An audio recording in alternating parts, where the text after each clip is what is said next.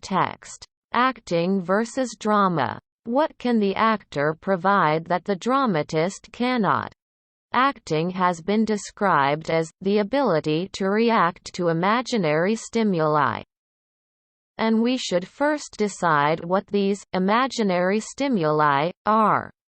The dramatist may be working from an old story, as Shakespeare did, a thought-out comedy situation, or a cleverly constructed thriller.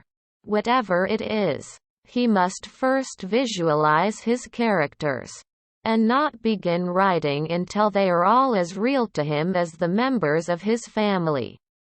Unless he does this, he cannot hope to convey a sense of reality to his audience. If he is a good writer, his characters will then emerge as real people, just a little larger than life.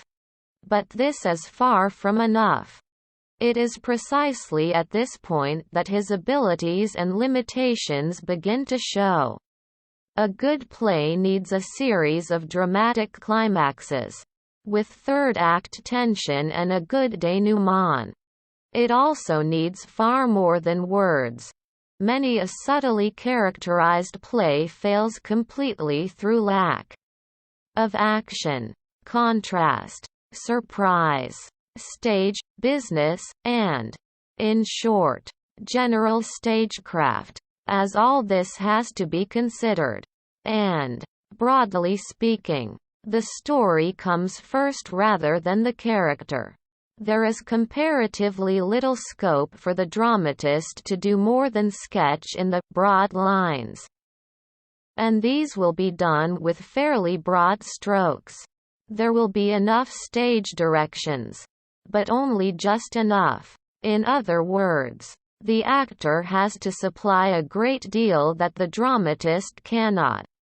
And it is here that the producer, in the USA, the director, comes in. It is the latter's task to consult carefully with the dramatist, and find out his main intentions. But having done so, the rest is left to the producer.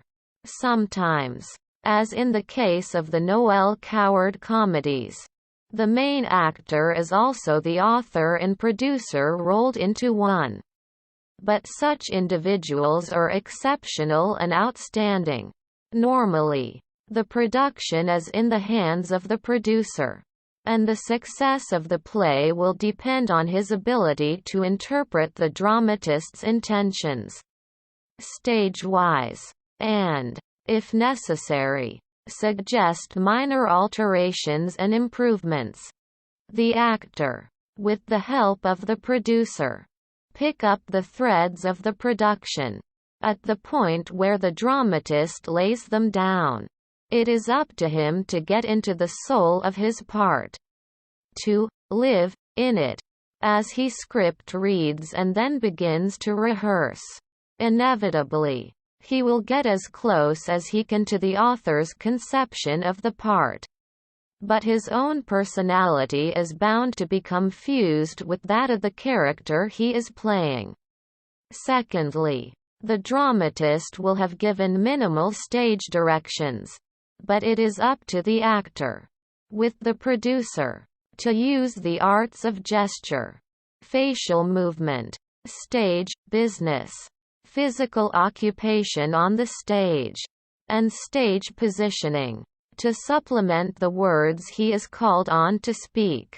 Thirdly, although the actor is limited to the actual words which he is given by the dramatist, their whole meaning and impact on the audience depend on the actor's own emphasis, use of speed or deliberation, use of the loud or soft voice, use of the whole gamut of emotional overtones or undertones at his command.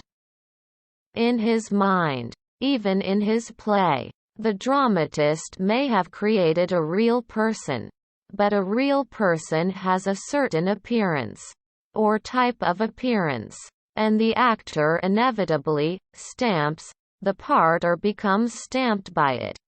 For example, Rupert Davies has in fact become Maigret in the eyes of British television audiences. All these tendencies are even more marked in the film than in the play, where the producer expects to be in complete charge of the finished product, and may even have the original script rewritten 10 or more times, and also alter much of the action to achieve the final result he wants. Many a writer for the cinema has ruefully accepted a large fee and completely washed his hands of a final production which bears little or no resemblance to what he originally